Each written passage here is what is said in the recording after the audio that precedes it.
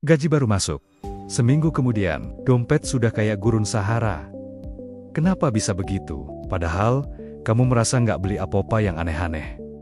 Tapi tiba-tiba, uangnya lenyap. Nah, di video ini, kita akan bahas 7 cara paling simpel, tapi berdampak besar, yang bisa bikin gaji kamu cukup sampai akhir bulan. Bahkan, bisa nyisa kalau dilakukan dengan benar.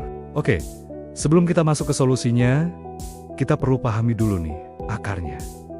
Kenapa sih gaji itu cepat banget habis? Biasanya ada 3 penyebab utama. Pertama, pengeluaran kecil yang sering banget beli kopi 25.000, jajan 20.000, ongkir 10.000. Kelihatannya kecil kan? Tapi kalau ini kamu lakukan setiap hari, ini yang bikin kebobolan banget. Penyebab kedua, nggak punya rencana uang. Kalau uang nggak kamu kasih tugas, dia pasti bakal kabur kemana-mana tanpa kamu sadari. Dan yang ketiga, ini yang sering terjadi.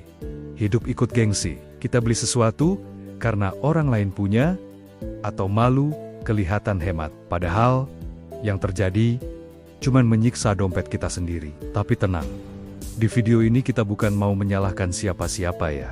Justru, kita mau kasih solusi yang bisa langsung kamu praktekkan minggu ini juga. Nah, trik pertama adalah metode 50, kurang 30, kurang 20, ala Gen Z. Ini metode klasik, tapi efektif banget. Aturannya simple. 50% dari gaji kamu untuk kebutuhan pokok, 30% untuk keinginan, dan 20% sisanya untuk tabungan atau investasi. Kalau misalnya gaji kamu belum memungkinkan untuk persentase ini, nggak apa-apa. Boleh disesuaikan. Yang paling penting adalah kamu punya batasan yang jelas. Contohnya, kalau gaji kamu 5 juta, berarti jatah untuk keinginan itu cuma 1,5 juta. Bukan 4 jutanya dipakai buat healing. Trik kedua yang jadi game changer buat banyak orang, pisahkan rekening. Kalau kamu cuma punya 1 rekening untuk semuanya, gampang banget kebablasan. Solusinya, coba deh, buat 3 rekening berbeda. 1 rekening khusus untuk terima gaji, 1 rekening untuk kebutuhan bulanan, dan 1 lagi khusus untuk tabungan atau investasi. Nanti pas gaji masuk, langsung transfer otomatis ke posnya masing-masing. Kamu bakal kaget sendiri betapa efektifnya cara ini untuk mengontrol pengeluaran. Lanjut ke trik ketiga. Gunakan aturan 24 jam. Ini ampuh banget buat nahan hasrat belanja impulsif. Jadi, kalau kamu mau beli sesuatu yang bukan kebutuhan mendesak, coba tunda dulu selama 24 jam.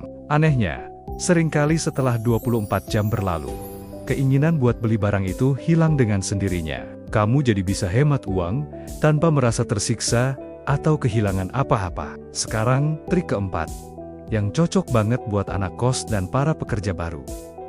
Coba deh, limit pengeluaran harian kamu. Tentukan batas maksimal yang boleh kamu habiskan dalam 1 hari. Misalnya, Rp50.000 per hari untuk makan plus jajan.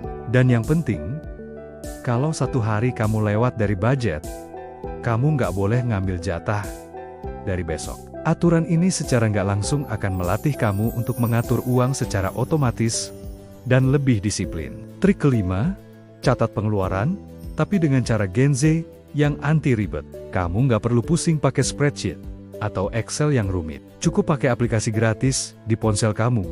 Misalnya, Money Lover, catatan, dompet, atau bahkan Google Keep. Yang terpenting dari mencatat ini adalah kamu jadi tahu persis uang kamu itu larinya kemana aja. Dengan begitu, kamu bisa evaluasi mana pengeluaran yang bisa dikurangi. Trik keenam, ini mungkin agak menantang, tapi dampaknya besar. Unsubscribe dari gaya hidup mahal. Seringkali masalahnya bukan karena gaji kita kecil, tapi karena gaya hidup kita terlalu mahal untuk pendapatan yang sekarang. Coba deh mulai dari hal-hal kecil. Kurangi ngopi di luar setiap hari.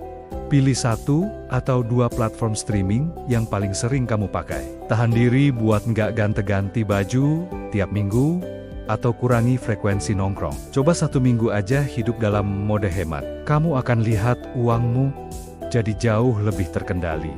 Dan yang terakhir, trik ketujuh, bikin dana darurat dengan cara yang simpel. Kalau kamu nggak punya dana darurat, 1 aja pengeluaran tak terduga bisa langsung merusak semua rencana keuanganmu. Target paling realistis untuk pemula adalah kumpulkan dulu dana darurat sebesar 1 kali gaji. Baru nanti pelan-pelan naik ke 3-6 bulan pengeluaran. Punya dana darurat ini akan bikin hidup kamu jauh lebih tenang dan perencanaan gaji jadi jauh lebih stabil. Jadi, sebenarnya gaji cepat habis itu bukan cuma soal nominalnya, tapi lebih ke cara kita mengatur uang dan menahan impuls belanja. Kalau kamu mulai terapkan 7 tips ini secara konsisten, aku jamin dalam 1 atau 2 bulan ke depan, kamu akan merasakan perubahan yang besar. Gaji jadi terasa cukup, tabungan mulai naik, dan hidup pun jadi lebih tenang.